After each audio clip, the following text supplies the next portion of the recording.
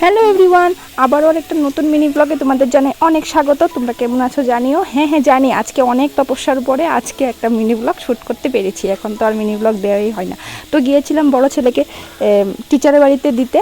তো দেওয়ার পর তো বিকেলবেলা এখন বাজে ওই 4টা মতো। যেহেতু কালকে ষষ্ঠী, মানে আজকে ষষ্ঠী, আমি ভিডিওটা আজকে এডিট করে তোমাদের সাথে দিচ্ছি। শুক্রবার দিন বিকেলবেলায় এগুলো আমি রেডি করে নিয়েছিলাম, কারণ প্রত্যেক বছরই আমি ষষ্ঠীটা করি। গেছে 2 বছর করতে পারিনি, জানোই আমাদের বাড়িতে শ্বশুর মারা গেছিলো। যাই হোক, এবছর নতুন করে সোনা বাবাকেও দেবো, আমার বড় ছেলেকেও দেবো, তার জন্য আর কি সব কিছু রেডি করে নিয়েছি। এখানে 2টা বানিয়েছি। শাশুড়ি মা যদি আমাদের ষষ্ঠী দেয় তাহলে ভালো কথা, আর না হলে আমি আমার ছেলেদের দেব, সেটা ওনার ব্যক্তিগত ব্যাপার। যাই হোক, ওনাকে বলেছিলাম একটু গুছিয়ে টুছিয়ে রাখতে, তো একটু গুছিয়ে দিয়েছেন। এগুলো করেছি, আর কেমন হলো জানিও।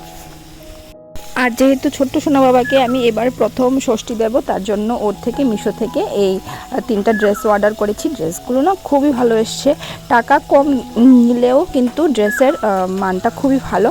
তো আমি আর যাইনি শপিং মলে শপিং টপিং করতে, ওই এখন মিশো আছে, কাজ হয়ে যায়।